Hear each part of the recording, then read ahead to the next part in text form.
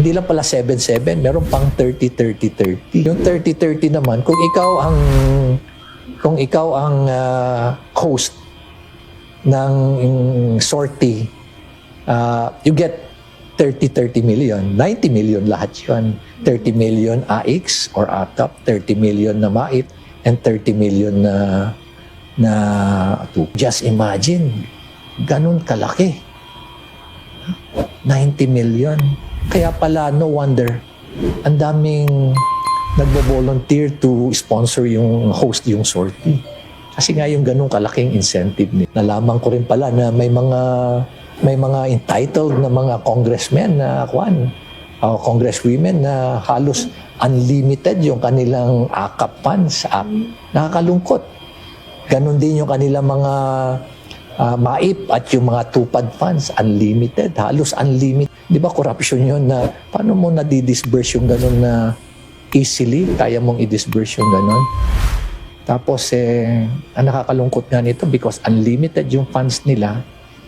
So in short, yung mga ninakaw nila sa porsyento nila at yung mga nakuha pa nila sa profit dahil sila na yung contractor at sila pa yung supplier, hindi pa pala nila na ilalabas. Intact pa yun. Dahil ang ipinapamigay na lang nila muna, itong mga ayuda na nakukuha nila. Yung MAIP pa pala, meron pang anomaly dyan. Yung ibang MAIP na pondo, ang ginagawa nila yan, ginagawa nilang medical mission, yung funding na yan.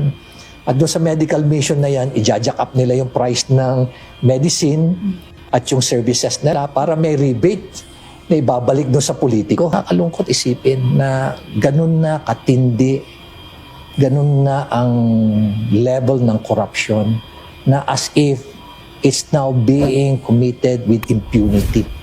Na wala na silang pakiramdam, manhid na sila. Habang ang tao dyan, hirap na hirap. Ano? Hirap na hirap. Magkano kinikita ng mga drivers dyan? Swerte na, 500, 600. Mga vendors, 400, 500. Habang yung iba rito sa mga napaka-corrupt na politiko, they can easily make 1 billion pesos in a year.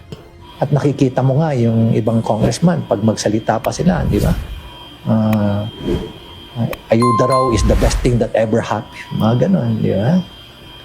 O kaya kung wala si ganito, walang AKAP. Wala si ganito, walang MAIP. Kung wala si ganito, walang tupad.